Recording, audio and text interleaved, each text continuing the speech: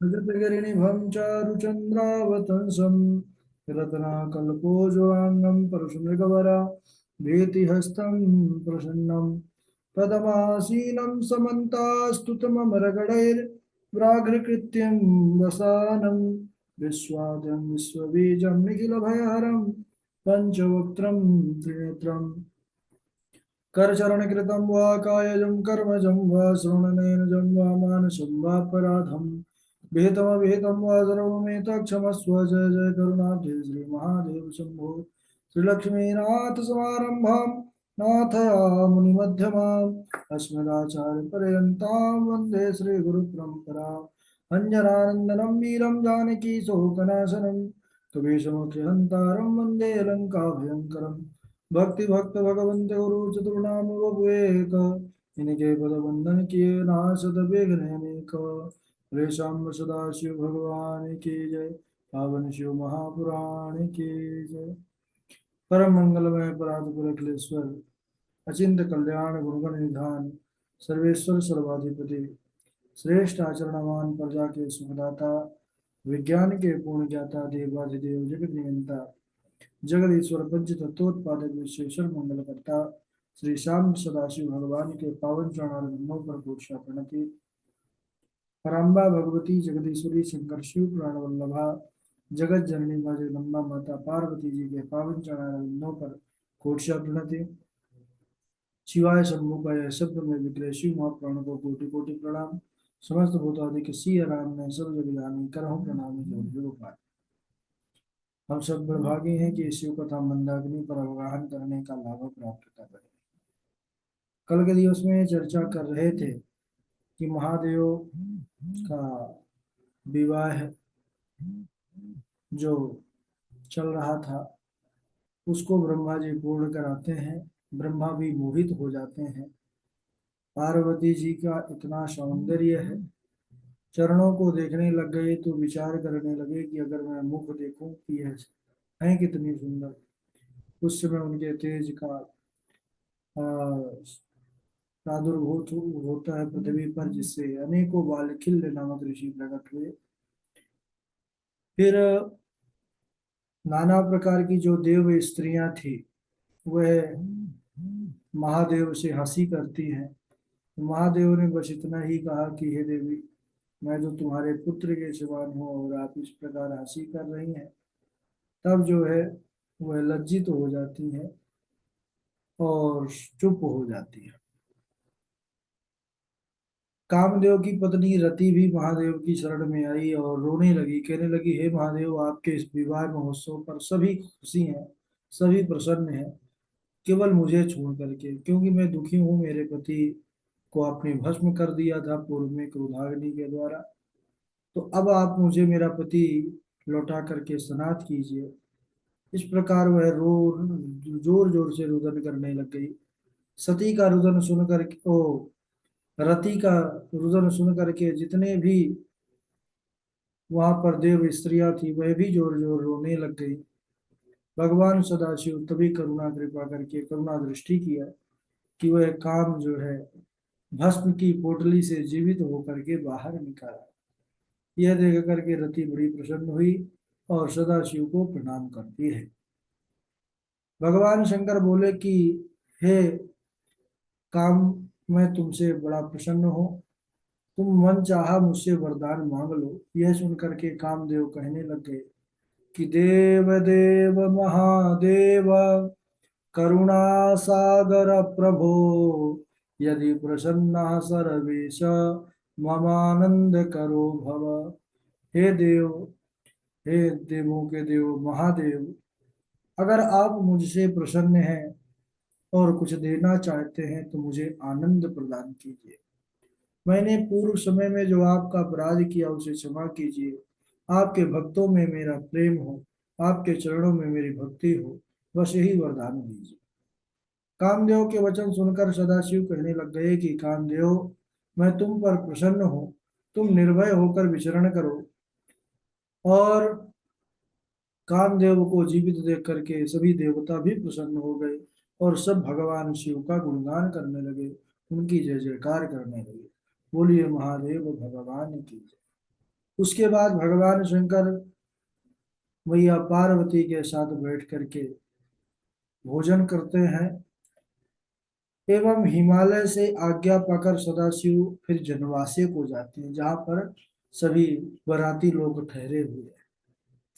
हिमाचल ने अपना सुंदर आंगन साफ करवाया, लिपवाया और अपने पुत्र एवं अन्य पर्वतों को भगवान शंकर के पास भेजा कि जाइए, सबको, देवताओं को भोजन के लिए निवेदन कीजिए, वह पधारे, सारी तैयारी हो चुकी है।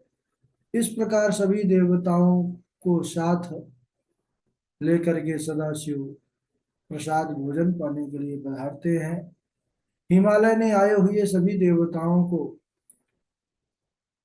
बड़े सुंदर सुंदर पकवान जो है बनवा करके रखे हैं उनके स्वागत के लिए। बड़ा आदर किया भगवान शंकर के साथ सभी देवताओं का। भोजन के लिए बिठाया, नाना प्रकार के व्यंजन परोसने गए। पर्वतराज स्वयं आगे बढ़ करके प्रार्थना करते हैं कि महाराज अब आप लोग प्रसाद पाइए। सभी देवता प्रसन्न होकर भोजन किए, फिर आचमन आदि करके अपने विश्राम स्थान पर पहुंच गए। इधर मैना की आज्ञा से जितनी भी पतिव्रता स्त्रियां हैं भक्ति पूर्वक शिव से प्रार्थना कर वास नामक परमानंददायक निवास गृह में ले गए। वहां पर मैना के द्वारा दिए हुए मनोहर रत्न के सिंहासन पर बैठकर प्रसन्नता पूर्वक शिव जी वास गृह को देखने लगे। वह गृह भवन इतना सुंदर, जहां पर महाराज सैकड़ों दीपक जगमगा रहे थे।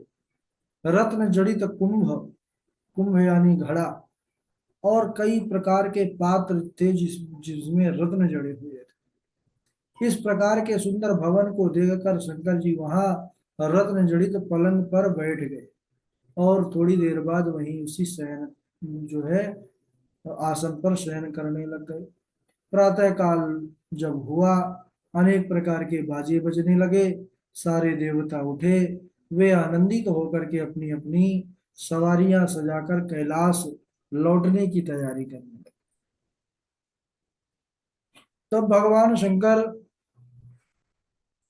के पास विष्णु जी ने धर्म को भेजा और सदाशिव से धर्म प्रार्थना करते हैं कि हे महेश्वर, कृपा करके आप जनवासे में पधारिए, वहां पर विष्णु आदि देवता आपका इंतजार कर रहे हैं। इतना सुनकर सदाशिव धर्म से कहने लगे कि हे धर्म, आप जाइए, मैं अभी अभी पहुंच रहा हूँ।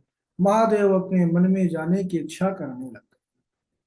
भगवान शंकर ने प्रातः काल का नित्य कर्म करके मैना से आज्ञा मांगकर जनवासे में गमन किया है। वहां ऋषि मुनियों को प्रणाम कर बैठ गए। ब्रह्मा जी बोले कि हे नारद जी। उसके बाद विष्णु आदि देवता तथा ऋषियों ने अपना अपना आवश्यक कर्म करके हिमाचल से विदा करने के लिए कहने लग गए। तब हिमाचल जनवासे में जाकर सदाशिव से बोले कि कियद्दिनानि सन्तिष्ठ मदगेहे सकलै सह। हे महादेव, हे करुणा निधान, कुछ दिन के लिए और आप यहाँ हिमाचल नगरी पर रुक जाइए, सभी देवताओं को साथ में लेकर के, क्योंकि आपके दर्शन से हम बड़े आनंदित हो रहे हैं, सारे नगरी वाले कृतार्थ हो रहे हैं। हिमाचल के इस प्रकार आग्रह करने पर महादेव जी देवताओं के साथ बोले कि धन्यस्त्वं गिरिशार्दूल तव कीर्तिर्महीयसी। हे गिरिराज, हे पर्वतराज, आप तो धन्य हैं और आपकी कीर्ति बड़ी महान है। त्रिलोकी भर में आपके समान कोई दूसरा नहीं है, क्योंकि आज तुम्हारे द्वार पर परब्रह्म साक्षात शंकर भगवान और उनके साथ समस्त देवता आज पधारे हैं। उन्हें सब प्रकार से पूजा कर आपने उनको प्रसन्न किया है, तो आपके समान कौन हो सकता है। तब भगवान शंकर हिमालय की प्रसन्नता के लिए कुछ दिन और रुक जाते हैं। प्रत्येक दिन राजा हिमालय भगवान शंकर के साथ सभी देवताओं को बढ़िया से बढ़िया भोजन प्रसाद बनवा करके पवाते हैं और ठहरने की उत्तमोत्तम व्यवस्था करते हैं। खूब सत्कार किया।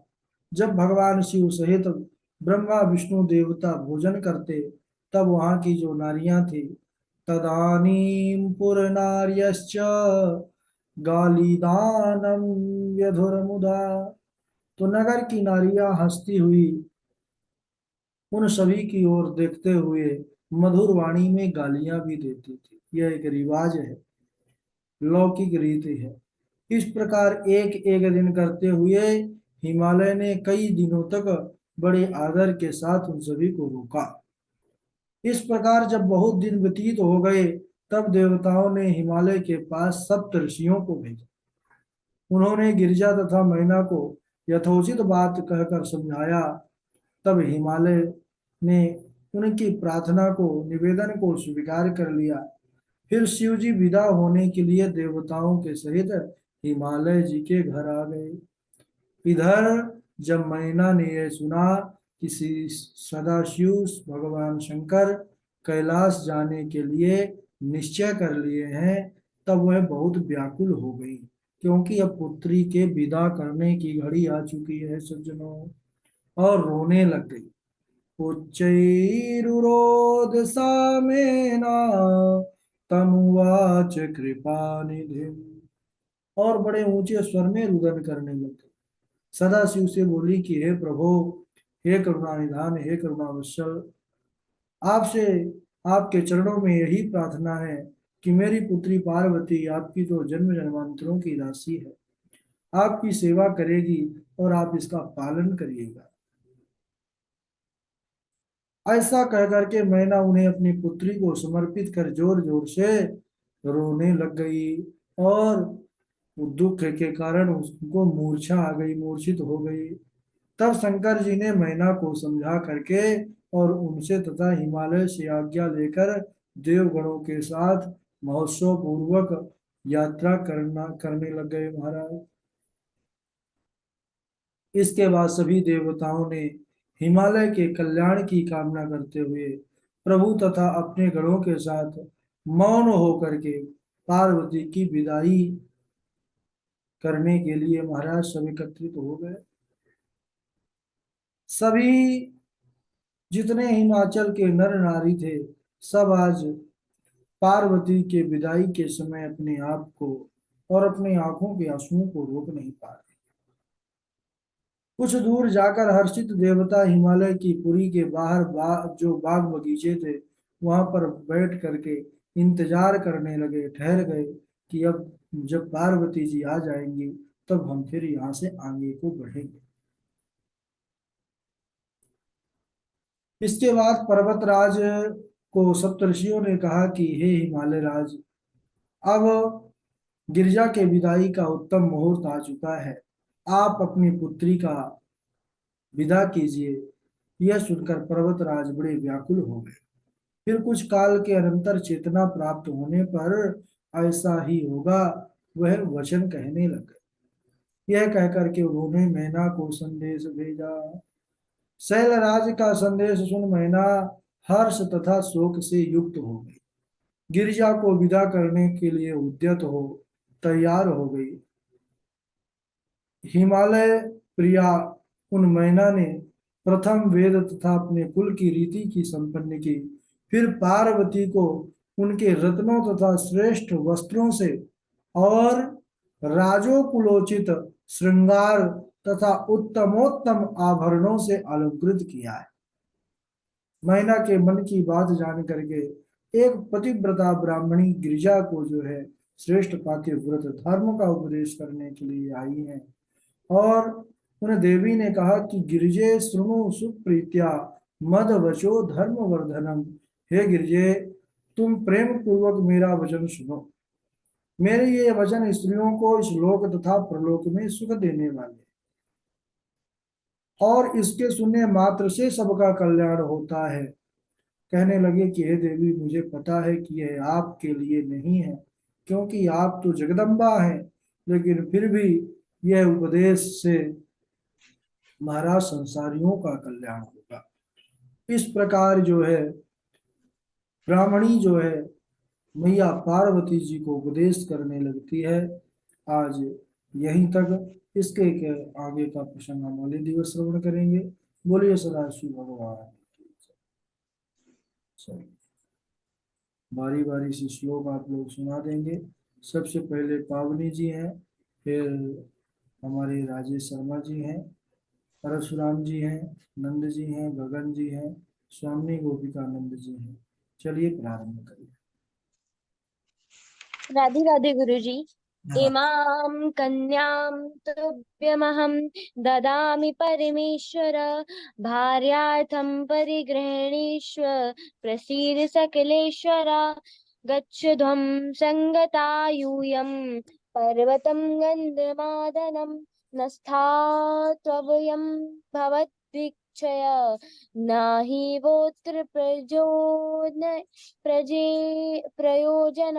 शिवाशिरसि सिन्दूरं ददौ शम्भुदुजाज्ञया, सती त्वया परित्यक्ता कामुदग्धा पुरा कृता। कथं तदावशिष्टश्च प्रभो प्रस्थापितोऽधुना, देव्यो न भ्रूता वचनं मे व्यं भूतं ममान्तिकं।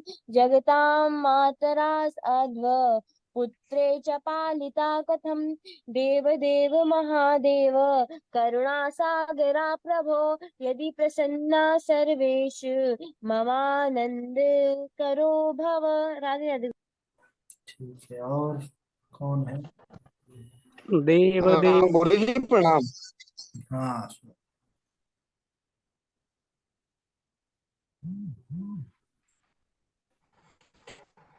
गुरु जी प्रणाम। जी जी, सुनाइए। इमां कन्यां तुभ्यमहं ददामि परमेश्वर, भार्यार्थं परिगृहीष्व प्रसीद सकलेश्वर। गच्छध्वं संगता यूयं पर्वतं गन्धमादनं, न स्थातव्यभवद्भिश्च न हि ओत्र प्रयोजनम्। जी गुरु जी प्रणाम। ठीक है। जी गुरु जी। गच्छतं संगतायूयं पर्वतं गन्धमादनं, नायथातव्यं भवद्भिश्च नाही वोत्र प्रयोजनं। शिवाशिरसि सिन्दूरं ददौ शम्भुदुजाज्ञया, सती त्वया परित्यक्त्वा कामोदग्धा पुरा कृता। कथं तथावशिष्टश्च प्रभु प्रस्थापिताधुना, देव्यो नाब्रूत वचनं मेवं भूतं ममान्तिकं। जगतां मातरा साध्वा पुत्रो चपलता कथं, देव देव महादेव करुणा सागर प्रभु। यदि प्रसन्ना सर्वेश ममानंद करो भवा। नमः पार्वती पति। ठीक है, और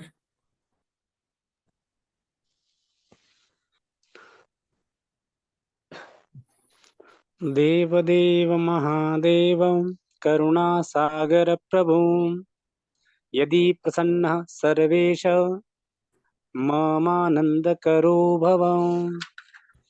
देव्यो न भूतवचनमेव भूतं ममान्तिकं। जगतां मातरसाध्व्यः पुत्रे चपलात् कथम्। हाँ,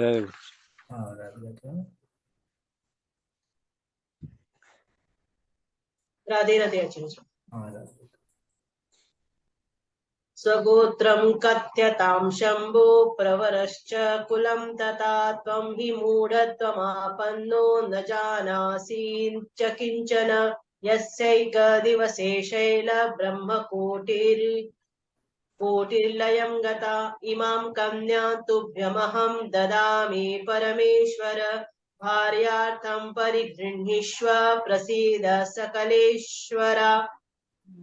गच्छत्वं सङ्गता यूयं पर्वतं गन्धमादनं न स्थातव्यं भवद्भिश्च न हि मोत्र प्रयोजनं शिवा शिरसि सिन्दूरं दद्यो शम्भुर्द्विजाज्ञया सती त्वया परित्यक्ता कामो दग्धः पुराकृतः कथं तदा वसिष्ठश्च प्रभो प्रस्तापितोऽधुना देव्यो न ब्रूतं वचनमेव भूतं ममान्तिकं जगता मातरं साध्य पुत्रो पुत्रे चपलता कथं राधे राधे राधे राधे।